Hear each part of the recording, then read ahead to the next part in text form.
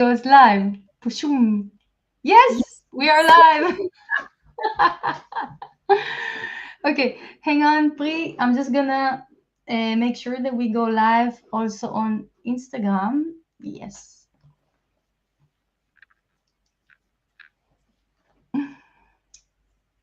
So I forgot to check that I don't have anything in between my teeth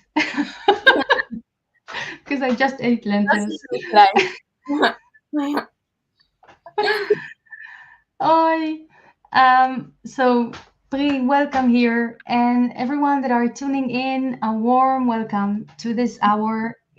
I'm so happy to have you joining us as a meeting with Priscilla.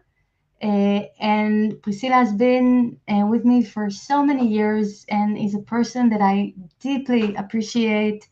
Uh, and a phenomenal mover, dancer, a person that just breathes and tastes movement in such a deep way. And she's been with me in the tribe for a long time, and it's just yeah, it's wonderful to have you here. And I'm gonna let you introduce yourself. Also, would you like to share a little bit about you as we start, so that our listeners can get to know you? Of course. Hey, everybody. I am Priscilla. I am a Feldenkrais practitioner, a dancer, a creator. I mainly make theater piece with using the language of dance, mainly. And that's it, I would say. This is a humble introduction of you. I went better at it. I met, And maybe I can share also that I met Meytal 10 years ago, and she was actually the very first person with whom uh, I ever done a Feldenkrais class and then a Fathom High, and uh, and that was a very like unique meeting I had. That really was a turning point in my life, and I mean we will share a bit more about it later. But yeah, 10 years. I was thinking about it before when I was cooking. I was like, when was it? And I think it was really like 10 years ago. wow, that's amazing. That's amazing. I would love to go into it more. To somehow link all of this for people. So some of you that are watching might have attended the training that we finished just last week, and I think that this week now this conversation is such a beautiful step further. If you attended the training, it's this conversation on how to get more deeply connected to your body, how to find inspiration and connection with the joy of moving.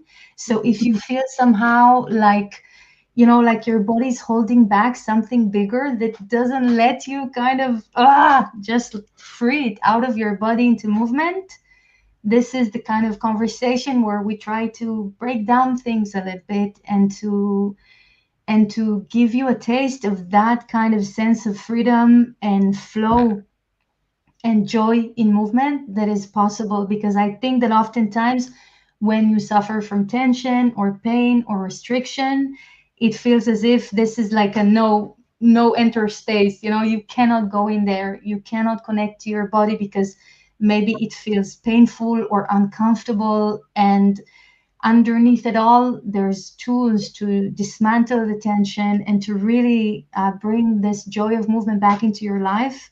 And Pri has been with me inside the tribe, as all of this is the work that we do there. And about this, before we dive into the conversation, the doors of the Fathom High Tribe are open and they are officially closing tomorrow at midnight. So we're now at the final days, and I want to say a big thank you to everyone that has joined. And we feel a lot of this kind of enthusiasm and joy of movement and like this all of this spark happening there. And I cannot wait to start to be there and to work with everyone that's there.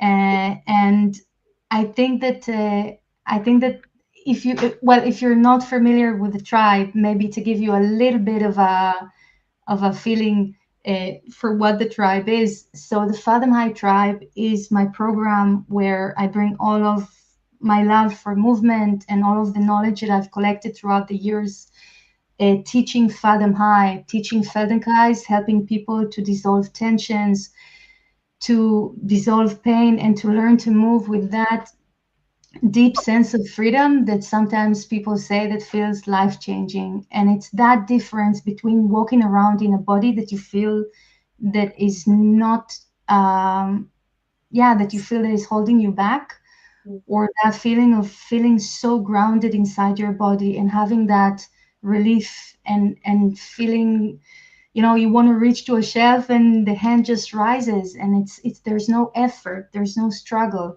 And I know that sometimes for many of us it's hard to imagine that this way of moving is possible, but I really, really, really want to emphasize just how much that is really possible.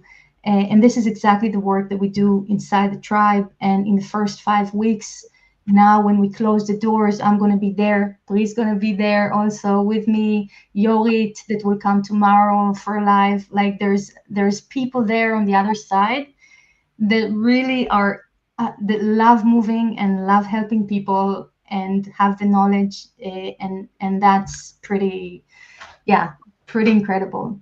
Mm. So within all of this, Pri, like before we dive into this conversation, Pri and I were just talking a little bit about some things before that I didn't want to forget to mention. Like, I think it was something that you mentioned, Pri, actually, of the fact that, you know what, let's actually just dive into the conversation, and I won't plan too much. Yeah, I just want to hear you. So, do you mind sharing, Pri, a little bit about your experience of the tribe so far? Like, because I invited you to step in at a certain moment as we were starting to grow, Yeah. and yeah. Yeah, I remember when I received your message and I was like feeling so grateful because, yeah, as I already said, your work has really changed my way of, I think I would say it changed my perspective of what does being a dancer mean, but like making this word more inclusive in a way. I don't believe being a dancer means necessarily going on stage or performing. And I think anybody could be a dancer, and it's just a matter of how do you perceive your body and whether you pay attention to your body as you're moving.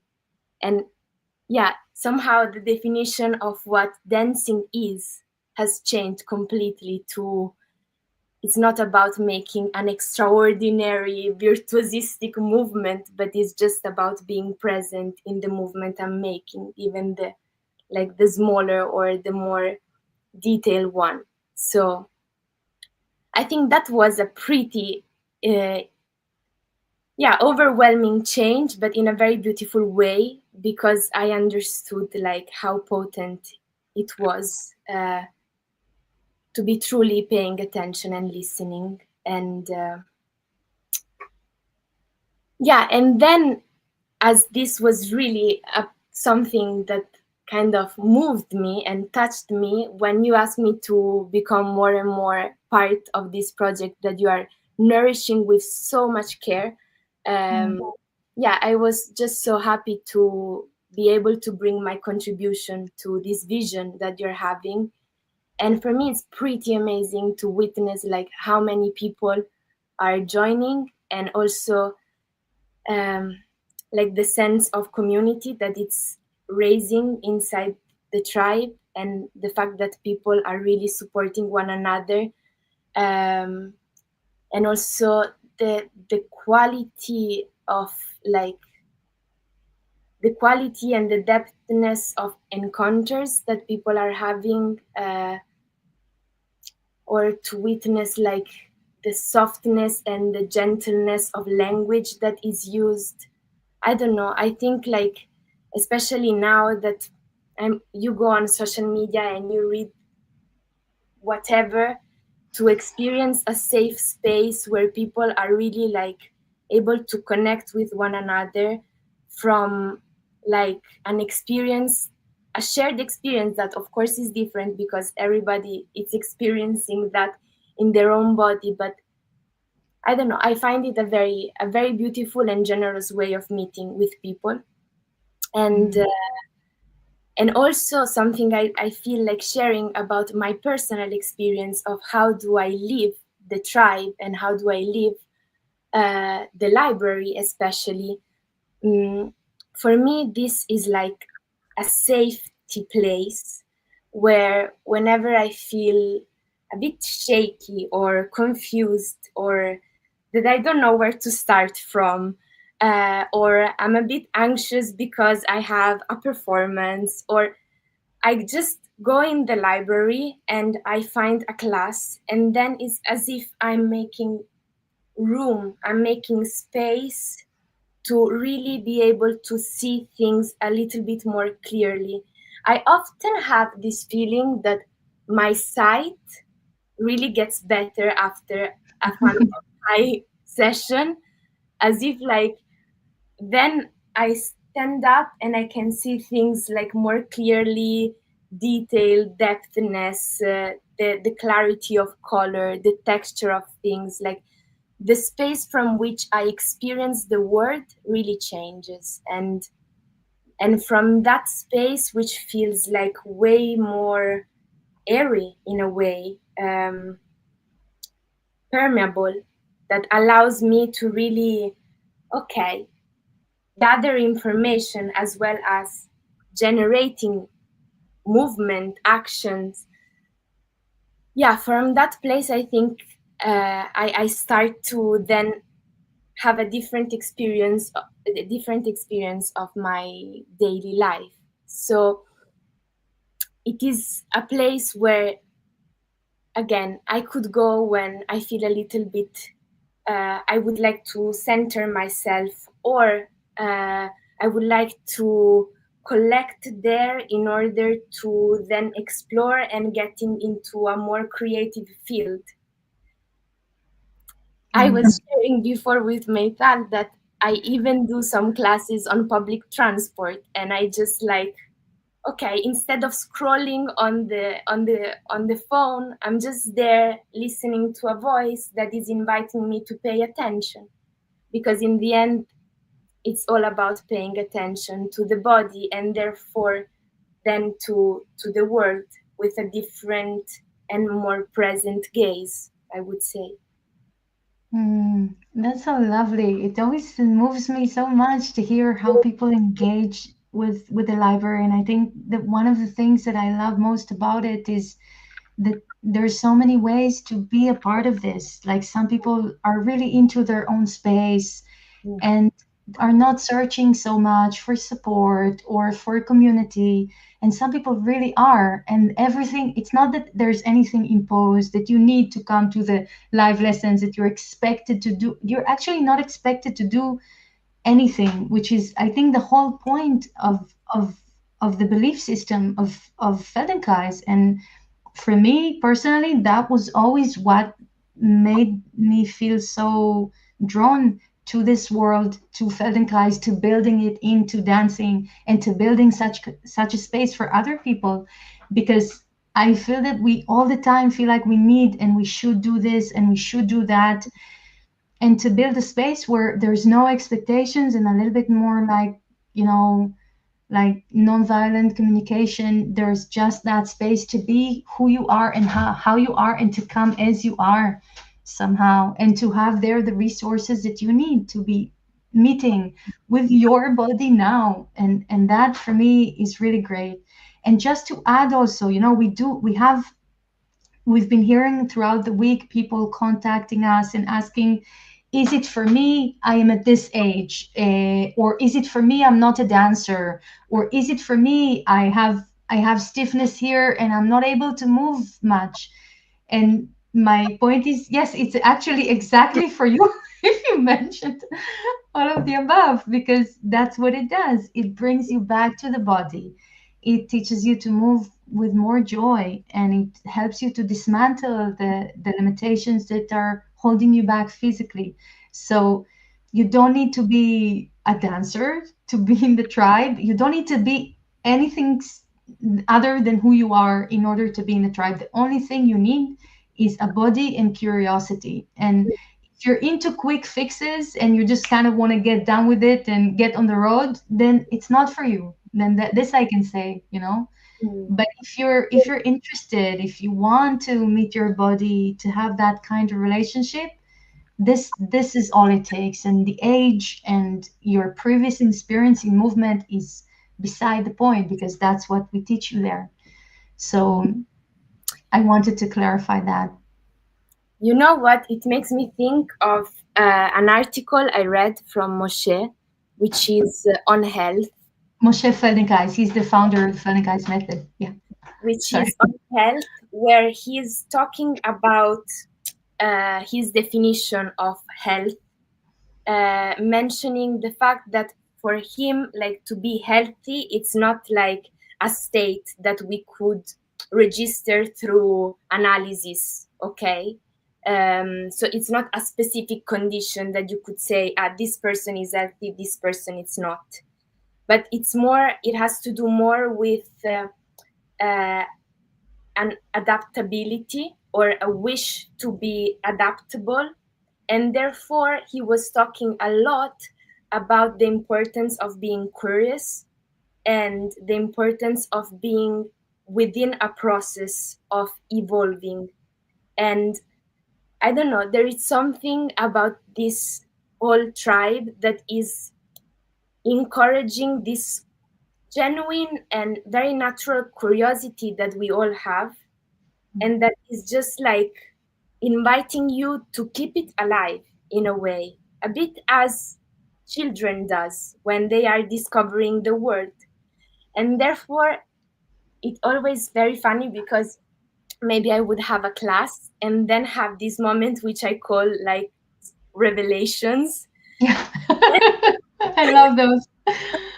And then I go to my partner and I'm like, you can't believe it, I just had this revelation. And most of the time these revelations are things that in a way we already know, but we rediscover them with the same joy and enthusiasm with whom we met this understanding of how this function for the first time, in a Yeah. way. And it's to keep yourself in that state of, I'm discovering, I am curious, and I'm not giving anything for granted. Like, yeah, to keep yourself in a process where you are learning, basically. Yeah, but this is so massive for the brain, for neuroplasticity, for our evolution, for our health. And but moreover, like even on the most simple level, what would it do to your day if you're more curious? Like, how would your day look like if you're not in the head, in all of the worrying, in all of the if you're because this is what happens, like it starts with a new method that you don't know. You get to know it more, and there's a certain moment, I speak about this sometimes with students in the tribe, that there's a certain moment now, and I think you probably have these moments as well. Like when I go around with a shopping bag full of stuff, I'm like, oh, this is so cool. What if the weight leans a bit more here? It's just, like life becomes playful, and it's true that you do not take stuff for granted because you meet your body like the marvelous machine that it can be, and you do not need to have a body that is XYZ to do that. That is not the case, and this is where we usually get stuck, and this is where people really get stuck, is that they think that they need to have, they need to be dancers, or they need to know to do this and that differently or better. That's not that's not what's going to get you to improve your movement skills, or to live with more curiosity, or to find creativity. What is creativity if not curiosity? Like, and creativity manifests in every in the small stuff and in the big stuff as well. So it's so I think that there are so many applications of this, of how it ripples into our day when we're able to take that time for ourselves. I think yeah, it's pretty precious in that sense. And also, now that you were speaking, it came to my mind also something that has to do with um, the attitude, I would say, towards limitation. Like the moment in which first of all, I become aware of something. Already, the fact that I'm paying attention to something, it's already changing the thing. And then, how do I how do I integrate this limitation in my body image, for instance, or do I see it as something that, like, can I try to, like, what is my attitude towards it? I remember one of my very first question in the Feldenkrais training was, I was asking something about scoliosis because I have scoliosis, and I was like, yeah, and I don't know how should I do because I have scoliosis. And I think the answer of the trainer was like, first, if you stop thinking as scoliosis as a problem, it might already change a bit. So also, how do we address things? And I think what is very important about this approach is the fact of not trying to go against or to fix, but it's rather wanting to understand, why is it there? How can I help this part to work better in a more collaborative way with the rest of the body? How can I be gentle towards this limitation? Because maybe he's carrying a history that I'm not daring to look at. Or, all this different way of, yeah, this different attitude that we could have towards our limitation as well. I think they can have like a massive impact on then how we live with them and how we coexist, because yeah, also trying to understand, okay, why do I have a stiff back, from where it's coming from. Maybe I can start paying attention to how do I sit when I sit, and Mm. then maybe zooming in that I could notice that there is something a bit. So also this, that the more you practice, the more it's not about only that moment that you are during the class, but then you carry this quality of attention also in your daily life, when you're walking through the woods or when you're walking through a traffic street, when you are cycling, when you are grabbing something from the floor, when you are, again, trying to take something from uh, the shelf, something like Mhm. that. So then you really kind of take this quality of attention and bring it into your daily life. Yes, so true. And also, in many ways, limitations oftentimes are not a wall of something that we're unable to do. It's simply our body has not yet found an efficient way to move in this direction or to carry itself in the world. So it's we shouldn't yeah, the moment that we define it as such, then we really get stuck in there. Or at least that the stories that we're seeing inside the tribe are different. People have tools to learn how to overcome limitations, and when you get the right tools, you're able to finally overcome things. So I think that there's room for us to start to question what's really possible for us, or not.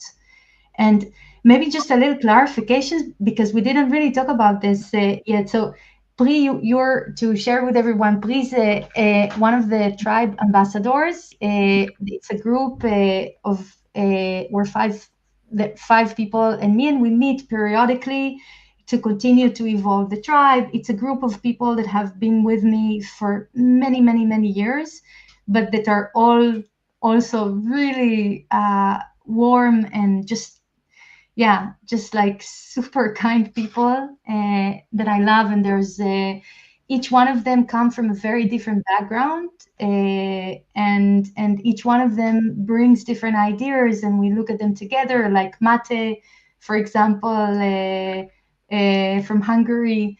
We are reviving, like we are bringing back the book club, the Feldenkrais book club that we will do once a month with him, and for Delphine just to show up and be with people and accompany them. There's Yorit, that some of you might have met in the video of the training, a dancer with an incredible story that we will meet also tomorrow here live, that will join at 6 p.m. Central European time.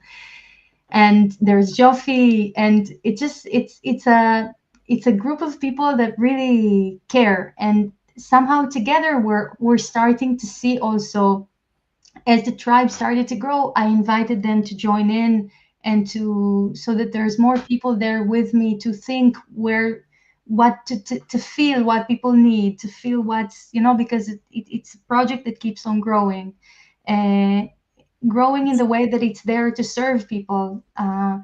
And it's been beautiful to have these meetings with you guys, and we're looking into ways that you can come in and support tribers more and more also, which is really, really exciting for me, and I think for tribers to get your incredible input there as well.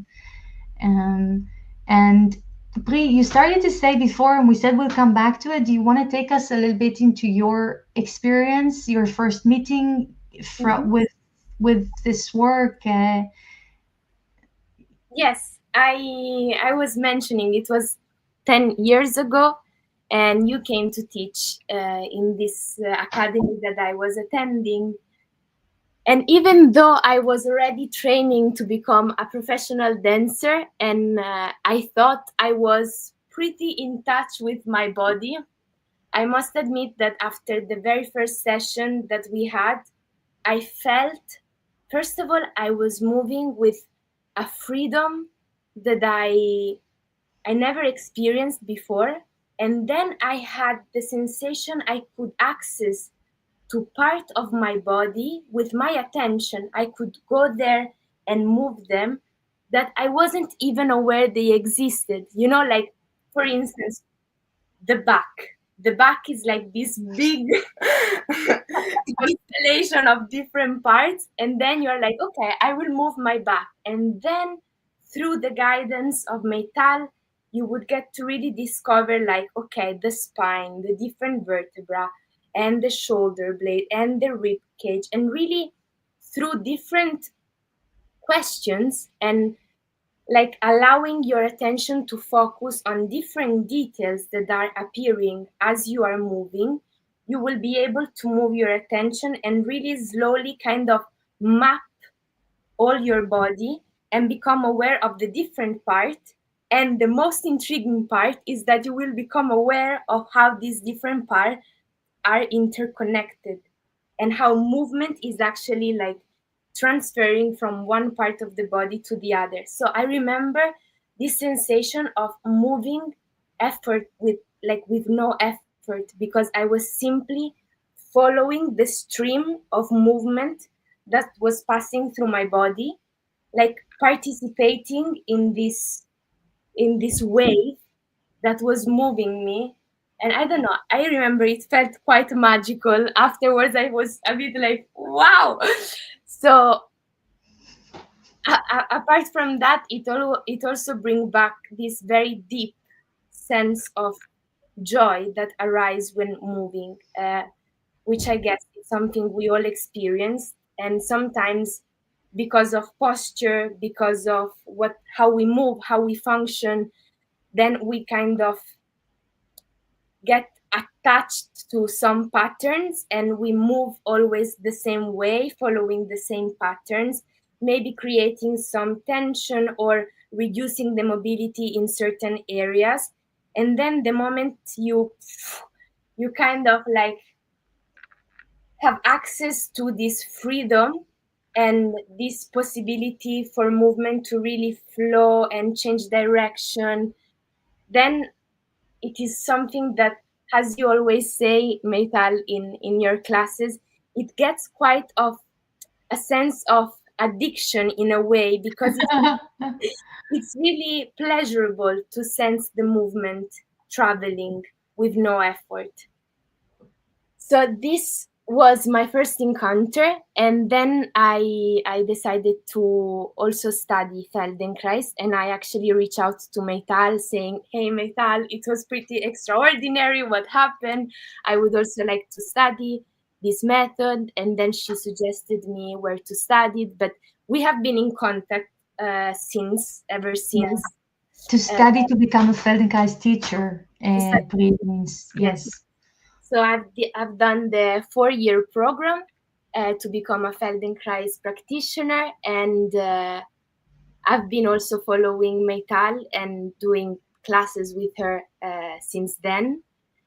Sometimes also in presence, which was very beautiful every time I had the opportunity to hug her again. Yeah. And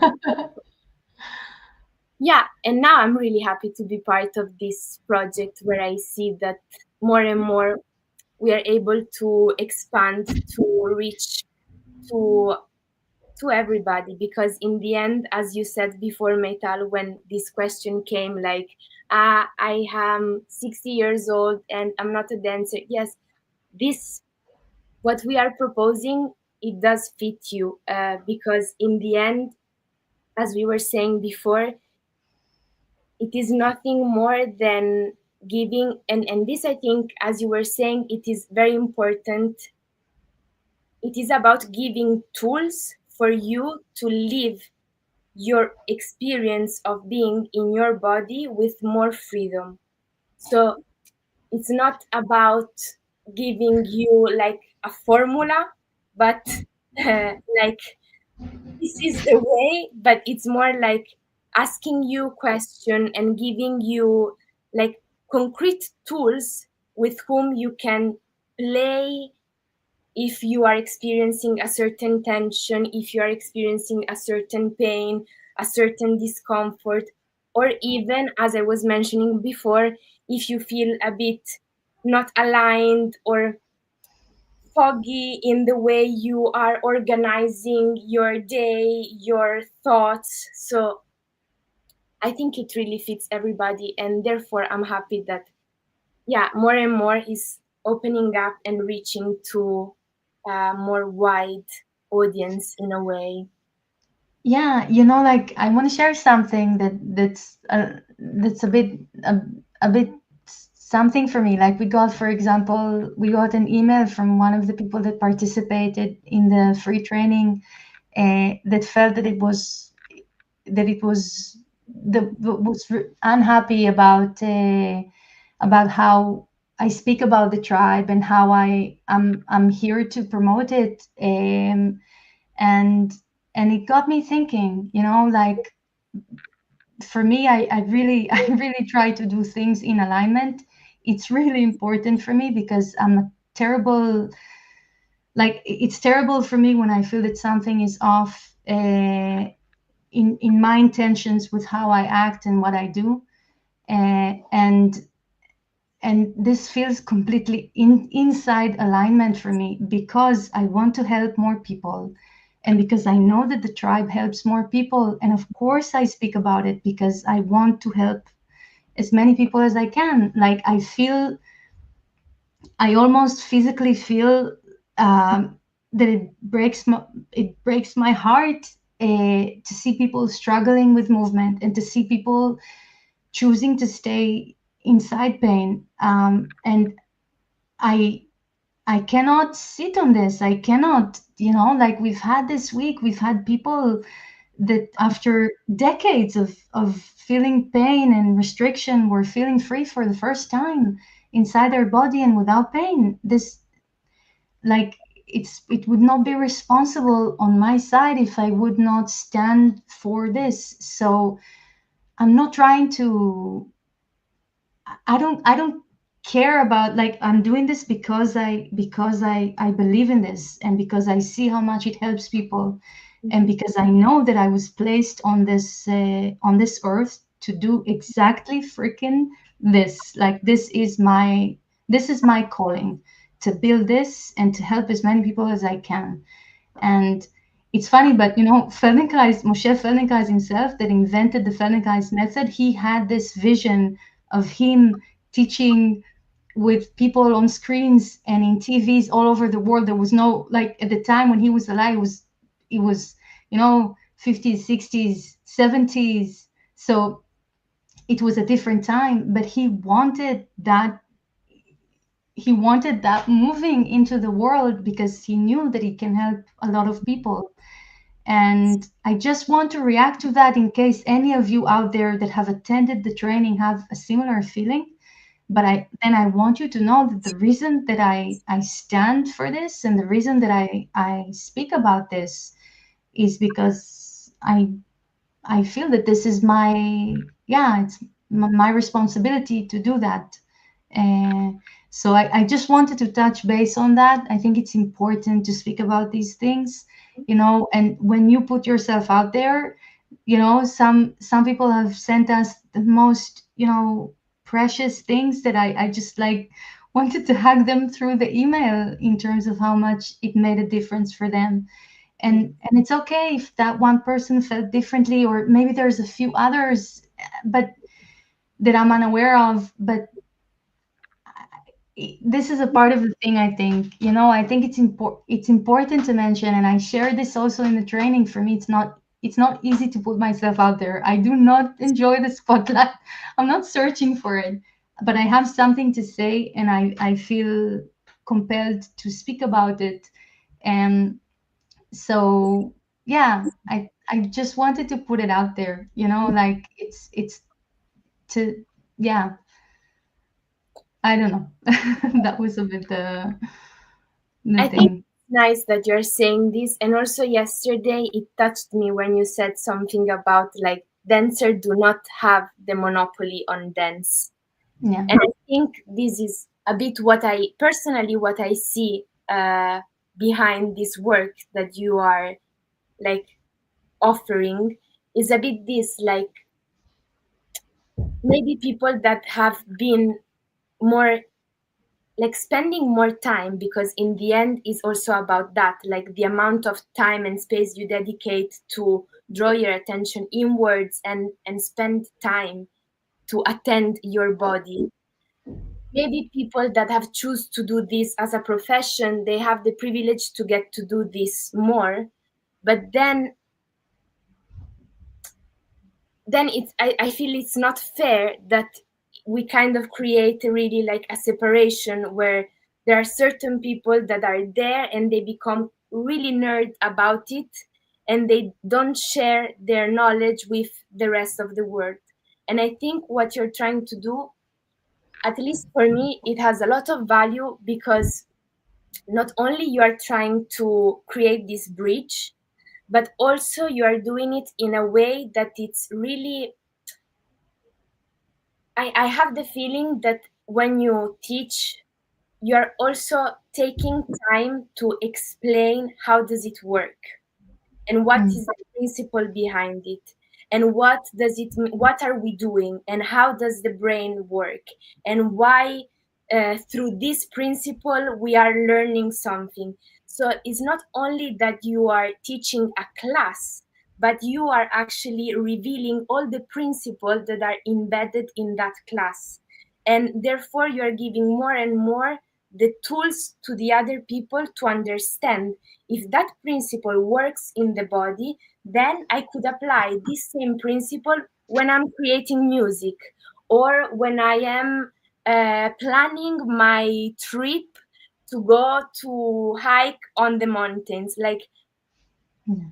yeah, really something that has to do with a broader system in which we can orientate and think with like more of an open mind, not that we can take in the complexity and try to stay within the complexity of that whole.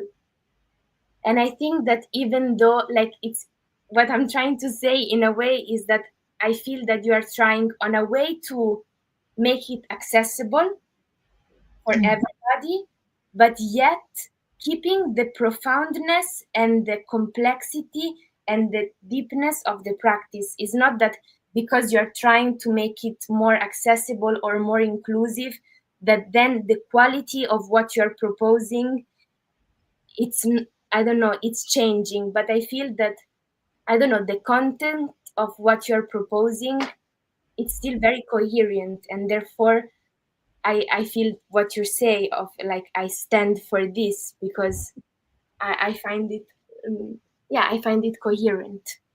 Mm, thank you for saying that. And when it comes, maybe we can I think that something that a lot of people have shared toward the training, things that are really sitting on them or weighing on them, is a feeling of freezing up, or the body feeling disconnected from their body, or from inspiration, or from the joy in moving. So in which ways do you feel like, do you have any kind of tips for them, like Fathom High tips, now that you're so familiar with this work, or any kind of tips of how to meet this in a way that helps to come back to the body more and more from your perspective? For me, there is something related with um, the language that you are using, which has which invites not only poetry but also imagination. And then as soon as I connect with my imagination, I feel I can dive into this playfulness of being playful with my body and imagining, I don't know, my limbs to be longer, and then my back to become made of sponge. So there are all these images that are really helping me to surrender into uh, playing and being, yeah, being playful with my own body. And recently I did a class, which in the end you were inviting us to play one of our favorite songs and Mm. to simply dance as if nobody was watching. And that was one of the best moments I had, I think, in the last month, because I was playing one of these very commercial songs and dancing with for myself on my own, having a lot of fun, laughing, crying, everything.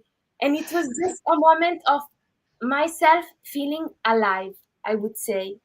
Like really truly connecting with that aliveness that it's present, and allowing this aliveness to vibrate, and Mm. yeah, and also to allow myself to be touched by it, no? Mm. So I don't know, I feel this work, and yeah, I would say there is something for me that it's really in the language. There is this image of like the constellation, so that you are starting to visualize a point in each of your joints, and then you're playing with this constellation of points, and there is something that could be very like pragmatic. I could dive into a very geometrical trip of seeing like triangles and squares, or I could also dive for a second, maybe I could touch this idea of being there out in the space with all these dots, and there maybe it's just a fraction of a second, but then I feel connected with something bigger. I feel that I'm part of something bigger, and yeah, that are the moments in which I feel that I really connect with the joy of moving. Mm. Yeah, I can really share the sentiment. Sometimes when practicing, it feels like, or when being in this space, in this kind of quiet, it almost feels like the world turns faster somehow. Like everything around just goes woof, like wider, and there is that feeling of space and time melting into this space that has no that has no time and has no space. And I think that that's, for me personally, just not as even as a teacher, just as a person that practices, has been what kept me in all these years. It's that feeling that I don't get in my day to day of feeling that magic somehow. There's feeling a part of something bigger Mm. that is so much. All of a sudden, the world just feels different somehow. And after I tasted that for the first time, I couldn't go back to, you know, to the way things were, the size of things before somehow, you know. And I think, yeah, that for me is nice. It's yeah, I think that's what's slightly addictive, how it feels in that sense to, yeah, to be free like that, or to have that kind of space with your body and with yourself, Mm. because things move around so fast and it's really hard to, I hear it from a lot of people around in my life. Now everything feels like it's moving so fast paced and it's so hard to stay connected. um yeah. When before I was saying that the experience that we do in class then also kind of flow into our daily life. There is a part that refers to the body and how we are in touch with the body and our movement, and there is a part that refer with our relation with the world, which I think one of the thing that through this method you learn is listening, and it's also this place where you are not afraid of not moving because you realize that movement is always present, and you can really sit and be comfortable in silence, for instance, because then you get to really listen to all those little sounds that are like creating the landscape. Mm. And yeah, I just think like there is something about what Charlie was mentioning yesterday of like taking back this agency of self-regulation. He was mentioning this referring to the topic of stress. So the fact that nowadays we are always with a lot of stimuli coming from the outside, and we need to take agency of this process of self-regulation. I really feel that what I'm learning the most is actually that it's how can I become aware, first of all, of the state I'm in, because sometimes it's elusive for me and I'm not aware of how am I feeling. So how can I take this time and really understand, okay, where am I? And then from that listening, just like, yeah, allow myself to be there and to witness, and yeah, and to be in this other quality that is more the quality of, I don't know, a kid. I would again refer to kids, no, that they play and they imagine things and they're really engaged in the game, and then they are tired and they are, I don't know, just there on the grass brushing self-regulating themselves, you know, like, or animals. Yeah. um like there are moments in which I wonder, like, can I get to that simplicity of also, okay, many things, and then can I get back to that simplicity of feeling that I am within a body, experiencing this space, this light, this sound, this support from the floor, gravity? Can I think that I'm like a flower for a moment? I know it might sound a bit, but what it is to try to dare to touch that simplicity of just being Yeah. that. Yeah. I think that also the more all of this is linked, very profoundly to tension. We do not necessarily draw the line there or the link so easily, but the more that we're able to shed away tension, because when we're tense, when we're tight, it's not only that we stay very activated, we stay stressed, we stay frozen inside tension. It's also the fact that our movement suffers. But not only that, I think that the moment that we are so tense, it stops being a pleasure thing to be moving, and moving becomes something that's hard for us, that's always to push against, and that's always needing that struggle. When there's always a struggle with the body, then it's really difficult to stay in a kind relationship with this body and with movement, and to love moving, and it might sometimes make us want to just stop altogether and not move at all. But once we're able to shed away tensions and to learn to move with more and more freedom, movement starts to be so pleasurable again, that it stops being this thing that you have to do because it's important to move, because it's healthy to move, because no, it's just very fun. It just becomes fun again. Mm, And you've been mentioning to move like a kid more than once, and I really think that that's one of the at the heart of what we do and what this whole practice is about. But it's not only fun and nicer for creativity, for flow, for the joy of moving, to learn to move like a kid again.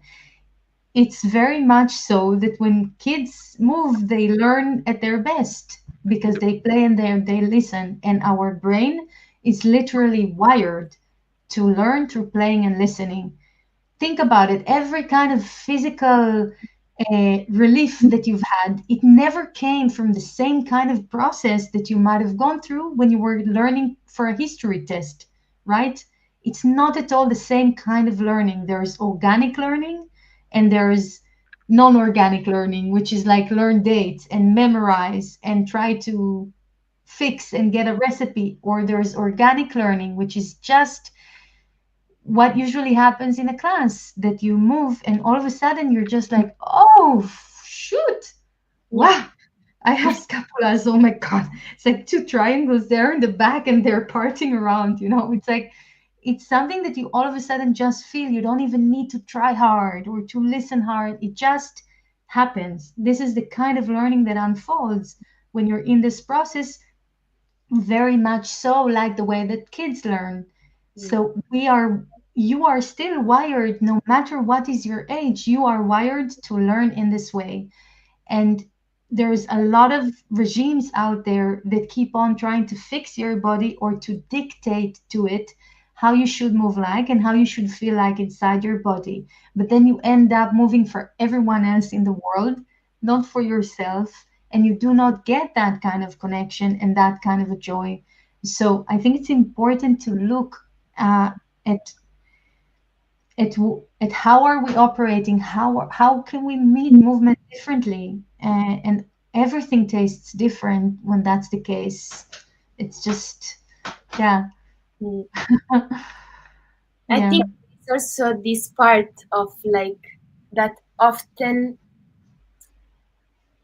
there is not like that the process we go through, it's not goal oriented, and yet there is always something new emerging.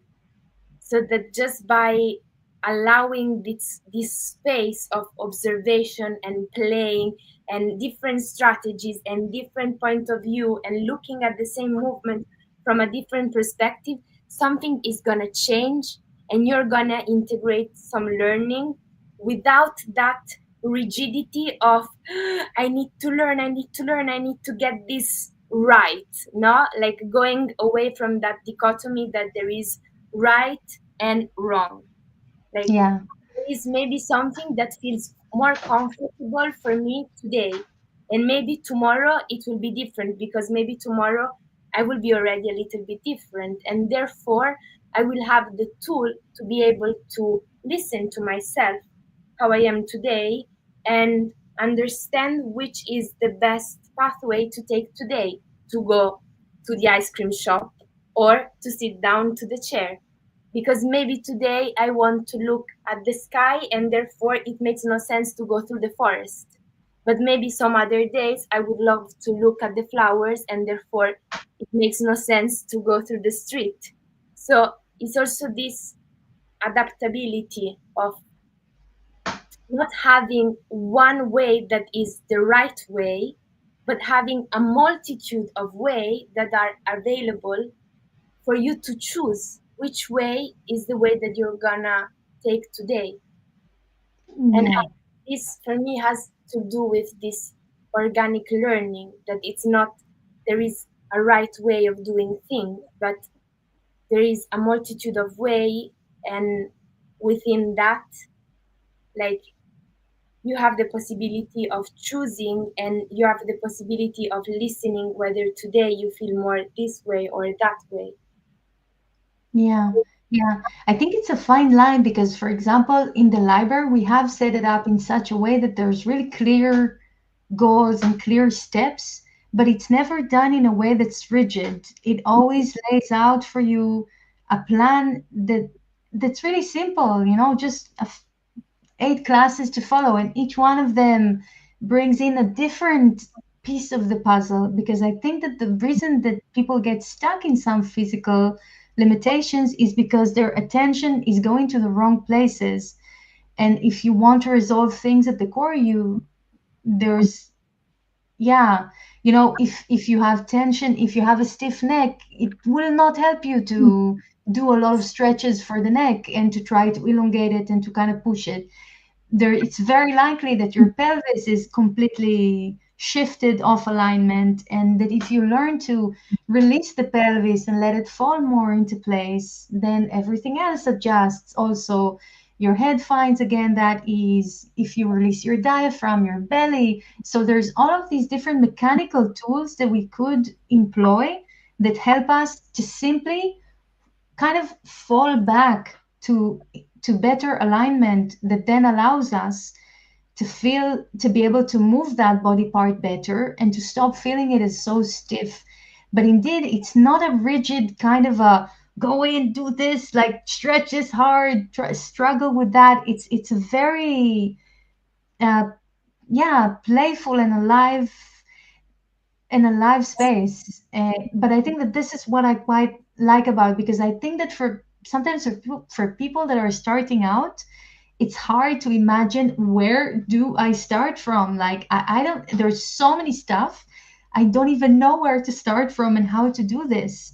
And that's why it was important for me to lay it out in the library and in the way that I teach, also in a way that really takes you through a very simple a series of steps, essentially, that leads you. And it's true that it leads each person to a little bit of a different place somehow, because each person is different, and it wouldn't make sense that we all learn the same thing.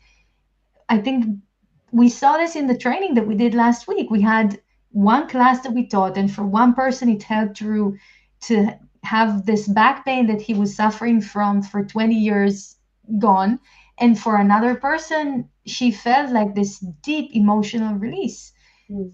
and for another person the tension that they experienced in the sacrum was gone. So another person tingling in their hands. So it's when you learn to work with your system, to release a little bit here, to release a little bit there, a little bit there, together you start to get back a body that knows how to put the pieces together, and that is there a body that you can trust again, and a body that you can move in and with. And that yeah, so it's a bit of a fine line, I think. And it was important for me that there is something that's really okay. You're here, then you take this step, and there's that step, and it's still a very concrete path, because I think that there's something that sometimes stay a little bit too amorph, that then is a little bit difficult to enter otherwise. Mhm. Yeah, yeah. Anyways, I think this part of, like, trust that you mentioned now, it's also very central. Like, the fact that you trust and also you refine and you awaken your ability to listen and also your intuition. So you sense something and then maybe you recall this experience of this class where you were working with the two weights, one in the chin and one in the back of the neck, and one in the pubic bone and one in the coccyx. And then you have this intuition that maybe if you go through that game of weight, it might be helpful for gaining certain mobility in the rib cage. So you have the tools because you have been through that process that was guided, and you have and when I say that, I say it because then for me it is important because as soon as you start sensing a little tension arising, first of all you will notice it because most of the time there are tension we are not aware of. So first of all you will notice that tension arising, then you will have already in your pocket like maybe just a game that might help you to bring some movement in that area so that it doesn't become super stiff and completely like rigid. And then you have these tools in your pocket that you can recall, and then when you arrive home you can go in the library and look, maybe there is a class especially for the, maybe there is a class There for is a class. I can think of five of them. for the rib cage, and then you know because you have that capacity of understanding where it is and how you could support it.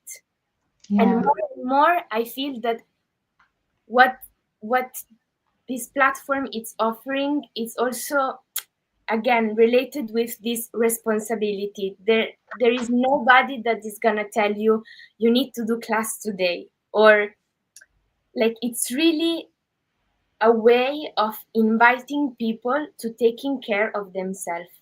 So it's, you have like there a like possibilities, and you have, as Meytal said, very specific like pathways that you can follow if you have a specific tension that you might recognize since a while. And you are the person that is responsible for taking this window of time where you are dedicating the attention towards yourself and taking care of your body, and you will become more and more aware and have more and more tools to take care of your own body in any moment. So I yeah, think, I don't know, I think it is revolutionary because of that, because it's not that you will have to go always to somebody for fixing you, but you will become aware of why does this tension emerge, and therefore maybe change the way I'm moving so that I can allow this part to stay a little bit more free, and also having the tools to play with it as soon as the tension emerges. So it really relies in your own intelligence, in your own um, capacity to take care of yeah, yourself. yeah. And I think that for the people that are listening, I want you, I like take this because, Brie, for example, let's say like this, what this whole journey in the tribe does is a roadmap from tension to physical freedom, but it's a little bit, there's different stages along the way. It takes you on a journey, and maybe when you first start out you're more in a phase where you're feeling that tension, that discomfort, that pain. Then there's a whole section in the library that through curated series of classes helps you dissolve the tension and land back into your body. And there's dance class, all of this, you start to get connected to this new thing. But at first I think that some of the things that you're talking about feel very, very far from Mm. people. So it's not that you like Brie is already at the point that she's been doing this practice for a very long time, and Mm. she has that capacity to help herself and to learn by herself. And but the thing is that the tribe takes you to that place. It's not that you need to be there in order to join. That's the whole point of this journey somehow, Yeah, is yeah. that it this is it's the journey of becoming a movement mastermind, which is kind of, yeah, example here.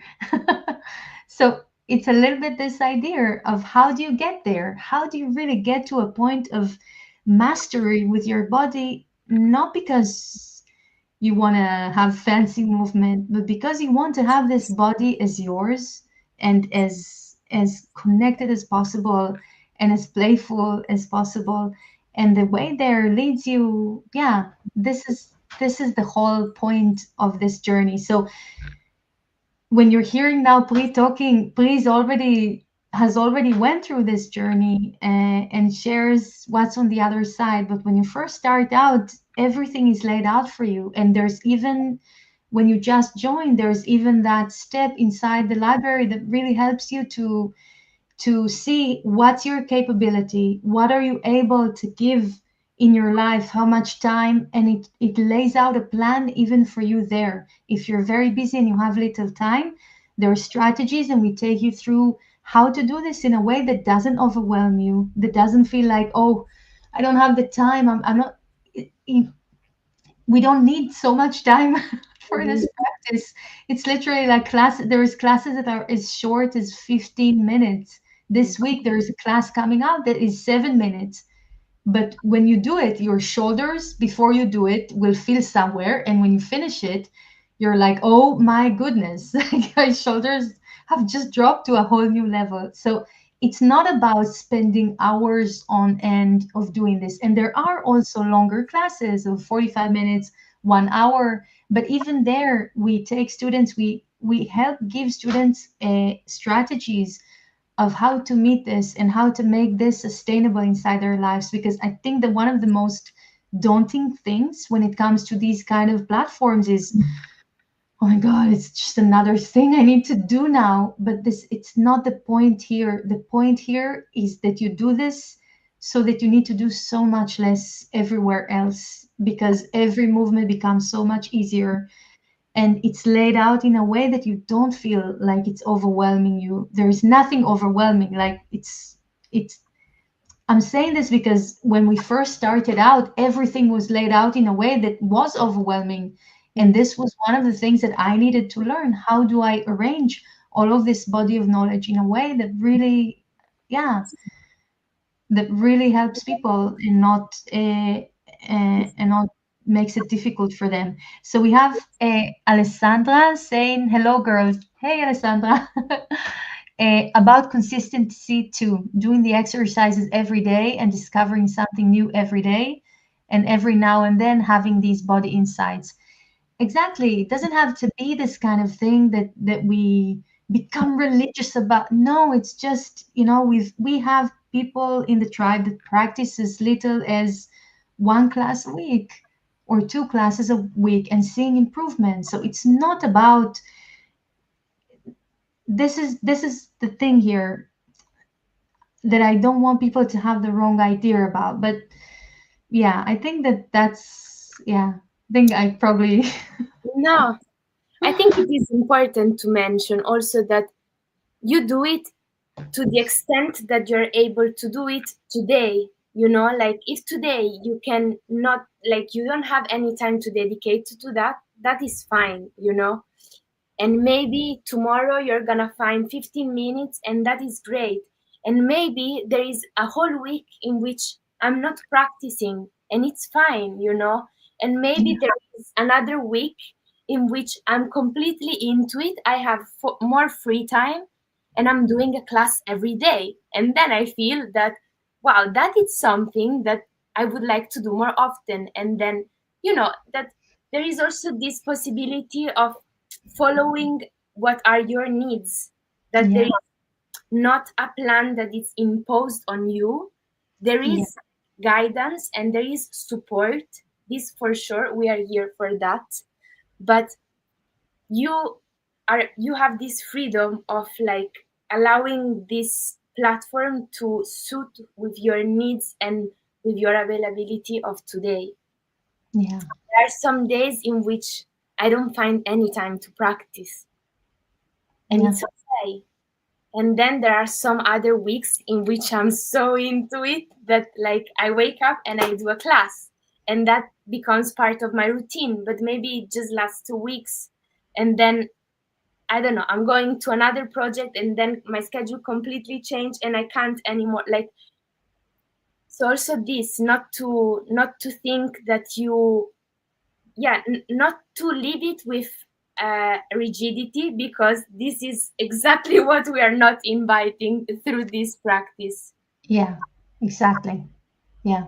Um, that Yeah. there's a certain freedom, and of course commitment, it's important, I would say, but not, it's also fine to leave some time for digesting. When, for instance, you do the teacher training, you meet, you are in the practice for 10 days, you even dream that you are doing awareness to movement class, you dream that you are doing some exercises, and And it then means the teacher training to become a Feldenkrais teacher that she has undertaken the studies of the 4 years, just to clarify. maybe you do this very intense period, but then you have 1 month and a half just to digest that learning. And actually, most of the most impressive insight, you actually get it in that time in which you are digesting and processing. So I think you might have noticed that there are moments in which you are actually invited to rest within the practice. So I think this is exactly the same. There are moments in which you might be in that phase of resting from the practice, and that doesn't mean that you are not in the process. It just means that you are integrating something, and then you might come back with a completely different body and with a completely different understanding. So Yeah. That's so important. I'm so happy you say that. It's so, yeah, so clearly, because it's true for the brain. Any kind of new information that you learn, it needs some digestion time for this new movement pattern to sync itself to your body and to become more and more available for you. So that's a really crucial and important phase of the learning, actually. So it's not doing or we're getting stuck. It needs that moment of breath there. Again, just that small kindness to give time for stuff to land. It's nice, even just for that. Brie, thank you. I think we have to finish any minute. I really want to thank you for being so generous with your time and to coming today to spend this time with us. it's a pleasure, really. Thank you so much for joining. Thank you for everyone that joined today. I'm sorry that we cannot see comments on Instagram for some reason. So, because we're going live on a few platforms at the same time. So, if you have responded there, we could not see it. And apologies if we did not reply to what you might have written there. So, thank you for tuning in today. And tomorrow at 6 p.m. Central European Time, Belgium, Amsterdam, Berlin time, there is a conversation with Yorit. Yorit's story is really, really mind blowing.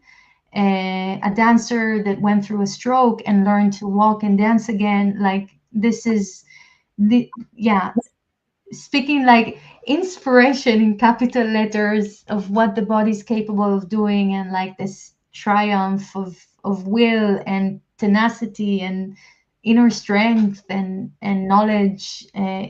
It's, yeah, you're gonna want to hear him talk about his journey. So come tune back to us. It will be at 6 p.m. Central European Time, and tomorrow at midnight, the doors of the Fathom High Tribe closes, and we start to work with everyone that had joined with much anticipation to that. So thank you very much for tuning in today, and have a beautiful evening, everyone. Yeah. Ciao. Wow.